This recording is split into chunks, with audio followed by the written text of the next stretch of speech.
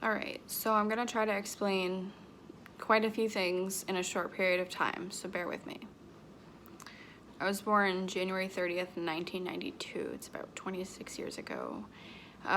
Growing up, I had 2 sisters and 2 brothers. I'm right in the middle.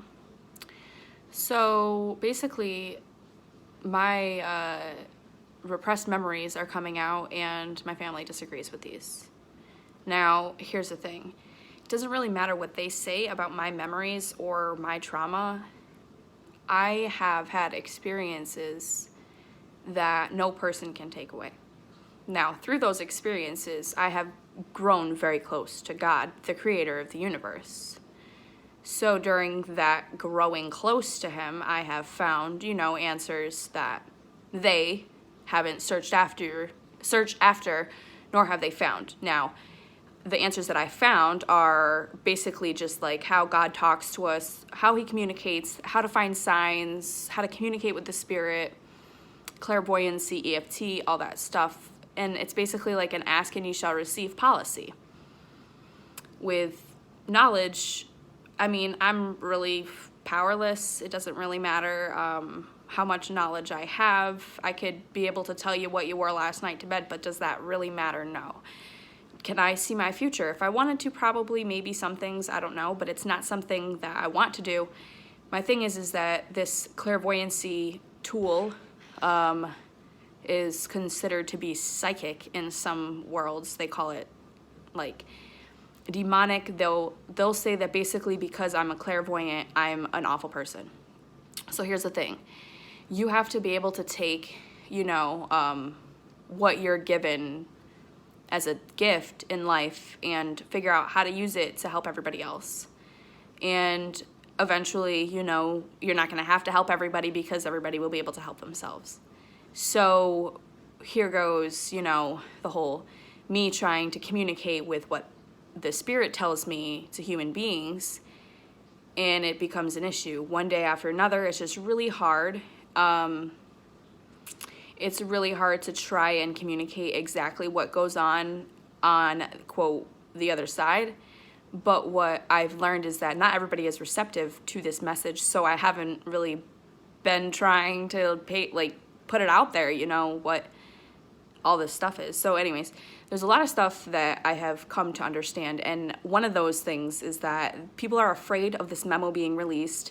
Look what happened to Rand Paul. The dude got beat up at his house. Of course they don't want to read the memo. They want nothing to do with it. They know that they're implicated. They know that they have been blackmailed. This is the thing. You don't need to open your mouth and say whether or not Rand Paul is a piece of shit. And I am guilty of this myself because I have said words about politicians, and I'm going to take every single one of them back right now because, look, what I don't know about any of these people is their entire life story. I don't know how they got involved, and I don't know what happened. And to be honest with you, there are probably some really fucking guilty people out there, excuse my mouth.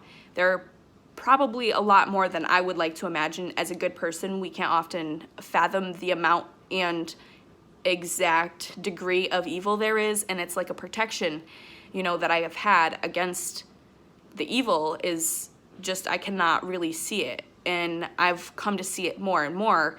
And what I realize is that Satan is more of an idea. And if these people are murdering children and sacrificing bodies, they deserve not just to be killed, okay? Let's just say that they don't need to be tortured either. They need to be educated on what they did and how it affected every single human being. And until they are fully aware of what they did and the consequences of that, do not kill them. And if they die on their own, then they die on their own. But here's the thing.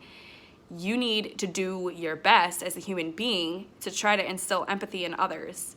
And obviously they don't have a whole lot of empathy, or they take pills at night to help them sleep.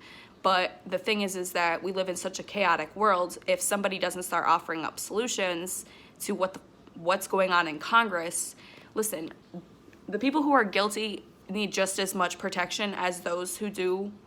Like, the people who are innocent and the people who are guilty need just as much protection, because right now it's like a nuclear standoff with good and evil. And unless someone comes in to break the tension, which I'm trying to do, which I don't really know if it's going to work, as a court-certified veteran mediator, I'm looking at this like, okay, we need to have a mediation of a serious degree because our lives have never felt so much chaos, and I'm not sure that I'm okay watching my country burn either. So, hence the 8 days meditation for world peace. And so through these 8 days, I've basically decided that, you know, a lot of my energy that I expound in my mind is towards world peace, but sometimes I get so caught up in my own anger for what I feel is unjust. And just because it's unjust right now doesn't mean that in, 15 years from now the situation can't be rectified. But I'm having a hard time understanding, why we don't have closure as American people. And when I look at the news and I'm very aware that what they're reporting is months old, there's an issue here in America. And if nobody's going to address the elephant in the room, I'm going to try to do it as best as I can. Now, I am not paid by anybody and I do not want money. All I want to do is to be able to go into Congress and be able to make them work better together by adding a fluidity that has never been there before. So I'm talking, we're going to take outings together. And guess what we're going to do? We're going to do meditation. Oh my goodness. And guess what? These men are going to have to show up and get a yoga mat and sit down. And guess what? We're all going to bond. Because what we need to do is humanize. All we've been doing is taking the human out of everything. We're so desensitized to everything that happens. And you know what? We don't need to point fingers at whose fault that is. All we need to do is start putting the human factor in. And if nobody wants to come down to earth and say this, I'm going to be the one to say it. And I guess this is the thing, is that it doesn't matter. I could talk into this freaking camera for hours and hours. And the fact of the matter is that it's not up to me whether or not my video goes viral.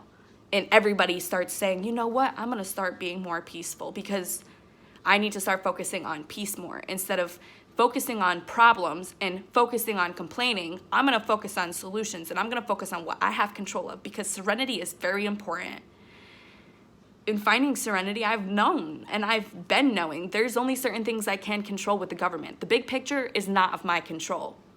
But as a veteran and someone who has been trained as a mediator and a clergy, and I have dedicated my life to not only God, but I've signed to defend and protect the Constitution against foreign and domestic powers.